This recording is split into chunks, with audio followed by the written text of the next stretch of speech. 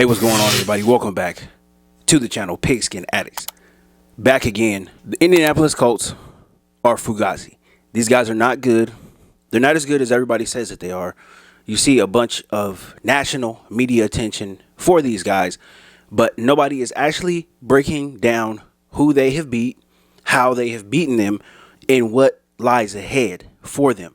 These guys are not good. I've seen a lot of talk, way too much talk about Daniel Jones being the MVP of the league, not just his team, of the league, right? This is all ridiculous talk, and I'm going to disprove it right now. So first and foremost, the Colts have not beaten anybody good, right? And I want to say that, and I want to preface that because they did beat the Denver Broncos. The Broncos are a better team than they are, but we all know what happened. We've seen the mistake that happened, that leverage, leaping, whatever you want to call it, on that last second field goal. It was not going to be good. It was way too far. The ref ends up throwing the flag, which they're very sparse when they do throw that flag. Sometimes they do, sometimes they don't. It happens every single week in the NFL, but flags only come out for that maybe a few times a year at most, right? So the Colts, they were beneficiaries of that flag. They got lucky. They were able to take that 15-yard penalty, move the field goal a lot closer, knocked it down, end up beating the Broncos, right? Send the Broncos to 0-2. They go to 2-0. That was a complete fluke. The Broncos had them beat. Even though the Broncos didn't play a great game, they were kind of lackadaisical on both offense and defense, but they were able to do enough to have the Colts beat. They had them beat that game. So yes, it's a W on the Colts record, but if they had to play again today, you can bet your bottom dollar that the Broncos would end up beating these guys. Now, again, you give them credit. They are 5-1. They have beaten who they're supposed to beat. You get weak teams on your schedule, you can't do anything about it. You just have to play the next opponent that comes up, right? They have no say in schedule making and all that stuff. I get it, but they have only played one divisional game up until this point, and that was against a weak Tennessee team. So they have several more games, several more division games. Houston and 2 against Jacksonville. And I think both of those teams are better than the Colts. I'm going to just come out and say it. I think both of those teams are better than the Colts. The Colts are riding high. They are, again, they're doing what they're supposed to do, right? Credit to them. But this talk about MVP, this talk about Daniel Jones and all of this stuff, it just doesn't make any sense. This team goes as Jonathan Taylor goes. Their one loss on the season against the Rams, which is the game that I'm going to get into extensively. That is the blueprint to beat these guys. That one loss, the Rams, they held Jonathan Taylor to 17 carries, 76 yards. All in all, that's a good game, right? For most running backs, if you're a superstar like Jonathan Taylor, you expect more than that. But for most running backs, that's a pretty damn decent game, I would say. But this team goes as Jonathan Taylor goes. Jonathan Taylor didn't have a big day. They ended up losing. Now, they did end up making some mistakes in that game. There was 2 Daniel Jones interceptions, which I'm going to get into right now. But I think the big mistake was that touchdown that should have been a touchdown by the wide receiver, Adonai Mitchell. This kid is very, very, very talented. Now, after that happened, he fell off the face of the earth. They have had him in the doghouse since then. And, it happens sometimes. It shouldn't happen. It shouldn't happen anytime, but it does happen sometimes. The kid, I think, felt bad about it. I would have went right back to him the next week. His snap count, that Rams game, that loss, 54 snaps, 54 offensive snaps for him. The following week, 6 offensive snaps. So they have him in the doghouse. I don't know if it's a Steichen issue. I know the owner, she's on the sidelines. Maybe it has something to do with her, but he's in the doghouse. And it sucks for them because he is probably their most explosive receiver, I would say. Just strength and size. He is what Josh Downs and Michael Pittman are put together. Michael Pittman is a big physical receiver. Josh Downs is a, smaller, fast kind of guy. He is that put together. He's a very talented player. So I don't know what his availability is going to be like against the Chargers. If he's gotten out of the doghouse, then we'll see him a lot. But I don't know. We'll see. But if he is on the field, he's going to present a problem for the Chargers that they don't really have right now. Tyler Warren is a guy that they go to a lot, rookie tight end, very, very talented. He's a guy that the Chargers are going to have to look out for. But as far as the weapons go for the Colts, they're not top tier weapons. I would say middle of the pack, maybe even a little bit below. If your best receiver is Michael Pittman, you don't have that great of a receiving core. I'm sorry, again, Jonathan Taylor is the guy on this team. He is the guy that makes everything go.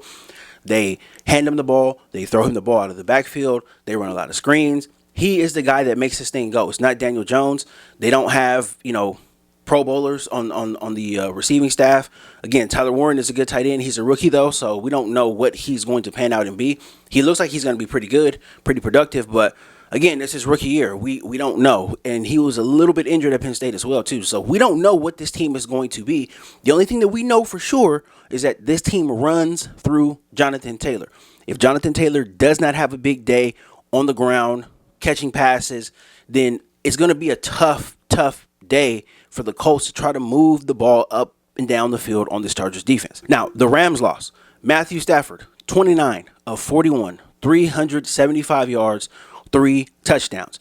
Now, I want everybody, if you guys have a chance, go back, watch the highlights, the abbreviated highlights on YouTube from this game. Watch the pocket all game long where Matthew Stafford is dropping back. He's got so much time. There's not really a pass rush. They don't really have a guy up there who can consistently get to the quarterback outside of DeForest Buckner. And DeForest Buckner being a guy who primarily, plays the inside, the defensive tackle role, he's not really going to challenge you like that on the outside. He's bigger, he's strong, but he doesn't have that speed, that quick twitch to get to the quarterback like a Von Miller, like, some of the pass rushers, the Khalil Macks. He doesn't have that quick twitch. So if you see him knocked out to the outside, you have to obviously block him. But I think, a beeline to the quarterback for him is a lot slower than it is for a pass rusher, a 3-4 guy on the outside. They don't really have a guy up there, and their defense is small. They are a smaller defense. So the blueprint is out there for the Chargers. Run the ball. The Rams, they ran the ball 26 times for 102 yards.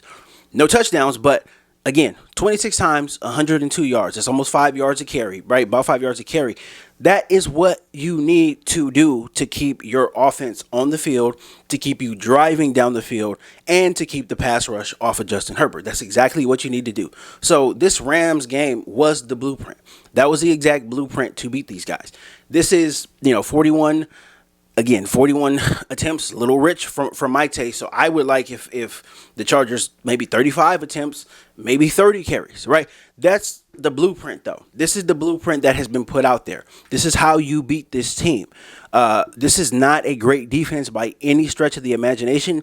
DeForest Buckner is a pretty good. He's a pretty good defensive tackle up front. I think he could play and go and start for any other team in the league.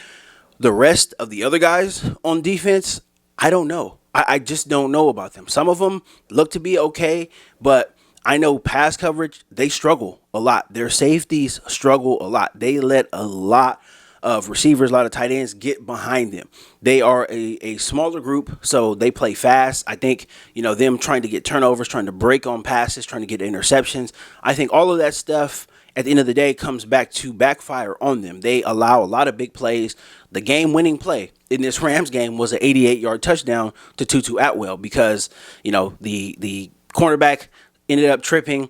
The safety was completely out of position. He was in no position to even chase Tutu Atwell down to limit it, to like a 30, 40-yard gain. No, it was 88 yards. That's what won them the game. So, when you look at what they do defensively, they are small. They don't do anything well defensively. You can't look to the Colts and say that they do one specific thing well defensively. They can get turnovers if they really want to get aggressive. But again, when you get into that mode, you're also going to give up big plays. And the Chargers, they got some guys who can, get down the field now. If Quentin Johnston is playing, I expect him to throw it deep to QJ and if he catches the ball, then a big play is going to be had because these guys, they allow a lot of big plays. The Chargers have to stay honest, though. They have to stay honest and they have to run the football. They got to run the football. They got to stay patient. And if they do that, then there should be no issues beating this Colts team on Sunday. Now, as far as Daniel Jones goes, all this MVP talk needs to stop. It needs to cease. Again, go back, watch the Rams game. And I'm comparing the Rams game because this is the only team that they have played that you can consider a good team, one of the good teams in the league, right? One of the well-coached teams in the league. That's, even though the Chargers have their issues, they're still considered to be a well-coached team because Jim Harbaugh has that pedigree, right? So, hey, it is what it is. You can disagree, agree, whatever, but Jim Harbaugh has the pedigree. This is a well-coached team, and, they have a winning record right now. So this is the only other team that the Colts have played. When you look at Daniel Jones, when you look at his 2 interceptions in that game, both of those interceptions were horrendous. Bad, like New York Giants Daniel Jones. Throwing into double coverage. Both interceptions were into double coverage. One was in the first quarter, threw it into double coverage, where his receiver got no separation. The safety shaded over, made a play on the ball. Bam, right? Pick going the other way. The fourth quarter interception, to me, was even worse because it was game winning or game tying time. This was the last drive of the game. The Colts had all 3 timeouts. I believe they had like a minute and 20 on the clock. They ended up, hitting a few passes. They ended up getting to like the 35-yard line with about a minute or so left with all 3 timeouts. Daniel Jones drops back, throws a wobbler into double coverage on the sideline. Again, the same type of thing happened. The receiver did not get any separation from the cornerback. The safety comes over, picks it off. That's game. So when you're looking at an MVP, when you're looking at a guy who say, wow, he's super good, and this guy is very talented and all of this stuff, you're not talking about Daniel Jones because that's winning time. That's winning time. If you throw awful interceptions in winning time, I'm not considering you anything. You're just okay. You're a middle of the pack quarterback. And for me, I think he's right at the line of average. He's athletic. He can run the ball really well. But when it's boiling down to winning time, when you need a play to be made to win a big game, Daniel Jones is not the guy who's going to make it for you. I'm sorry. I'll sit here and I'll argue with anybody all day about that. Yes, he was in a bad situation in New York. Yes, most of it wasn't his fault, right? That was just a terrible coaching staff. The GM, everybody got fired, right? They cleaned house. They did not utilize Saquon to his best abilities. We've seen what he did in Philadelphia last year. Yes, it wasn't his fault. But does the situation in New York not being his fault, does that mean that he is a top-tier quarterback? No. He is middle of the pack. He's not MVP. He's never going to sniff an MVP in his life. He's just not that guy. Now, can you win with him if you make things ideal around him? Yes, 100%. That's what's been going on this year. Jonathan Taylor has been hot. He's been running the ball. The Colts, the offensive line, they don't pass block all that well, but run blocking, they are terrific. They're terrific run blockers. That's why, they're able to get so many yards on the ground. That's why Jonathan Taylor has had the resurgence this year. But if that wasn't going on, or if they just had a middle of the pack average running game, Daniel Jones would not be considered MVP. This team would be probably 3-3, I would say, because everything that they do is average. Nothing that they do well outside of running the ball. Outside of Jonathan Taylor, he is a superstar. You'll never get an argument from me about that. Superstar. He was a superstar in college. I loved watching him at Wisconsin. They ran the ball. Love watching it. Right, superstar. No arguments. But outside of that, they are average everywhere else. The roster is average. Offensive line, average. Defensive line, average. Linebacker, safety, everything is average, and they're playing at an average level right now. They just beat Arizona last week by 4 points without Kyler Murray, right? This is not a team who is going to go and just annihilate everybody. And this is around the time where a lot of the teams who are fake good, they start to fall off. They start to lose games, and I think this is where Indy is going to go. I don't have Indy making the playoffs this year. What do they do well? Again, outside of running the ball, if I come up and I stack the box and I confuse Daniel Jones and I'm bringing pressure from everywhere and he can't get a read on if it's man, if it's cover two, if we got combo coverage back there on one side, we're playing zone on one side, we're going man on the other side. How is he going to read that? How is he going to read that? He has not shown the ability to do that in his entire career. He has not shown the ability to do that. Yes, he was on bad teams, but if he was able to do that, he would have shown that. He cannot do that. So if I'm a defensive coordinator, I'm putting the entire game in Daniel Jones' hands. I want him throwing that ball 50 times. Give it to me 50 times because I know he's going to throw at least 3 of them to me. If he's throwing that many times, he's giving me 3 picks, right? He's giving me 3 picks. One of them might go for a pick 6, right? But they're going to be game-changing interceptions that he throws because he's just not that guy. And, this happens quite a bit in the NFL where, a guy comes from a situation that's not ideal. He steps up, makes a few plays, and now everybody's talking about him like, it's not that. The same thing is happening with Mac Jones in San Francisco. Like, yes, we get it. These guys are playing well and they're making some plays and they're allowing their teams to win some games. But when you start making these conversations about MVP and all this stuff, the MVP is supposed to be the best player in the league. Who the hell thinks Daniel Jones is the best player in the league right now? Who thinks that he would win MVP over Jonathan Taylor? Like, I don't get where this talk is coming from. It's a little bit annoying, and I know, this type of stuff happens because the morning shows, they have time to fill and they want to diversify their topics. They don't want to just talk about Dak Prescott and the Cowboys all day. They don't want to talk about Jalen Hurts, Patrick Mahomes. I get it. I completely get it. I understand it. But that's talk reserved for morning shows, right? I don't think serious football people, if you're coming on here and you're seriously analyzing football, you can go and throw the tape on. You're not going to see anything special out of Daniel Jones. He's always had, pretty decent arm talent. So, to say that, he's making these throws, whatever, this and that, like those are throws that he can make, but he also throws the ball to the other team. He also turns the ball over, right? He gives the strip sack all the time. Like, these are things that he does consistently. So when you start looking at his body of work, you don't see that. I'm sorry, I just don't see that. And I think that the Chargers will win, despite everything going on. You have everything baked into it, the offensive line. I said that the last video. You bake everything into it, right? You bake the offensive line into every single game plan. You expect them to give up pressures. You expect them to give up some sacks. I got that baked into it. But I still think that the Chargers win this game. I still think that they win this game. They would need to turn the ball over. They would need, several position groups to play awful in order for them to not win this game. Because if they do what they need to do and they put this game in the hands of Daniel Jones, I am taking Justin Herbert over Daniel Jones every single day of the week. If the game is in Justin Herbert's hands, I know what he can do. He's, since coming into the league, second in game-winning or game-tying drives. Daniel Jones, I have no idea. We have no idea.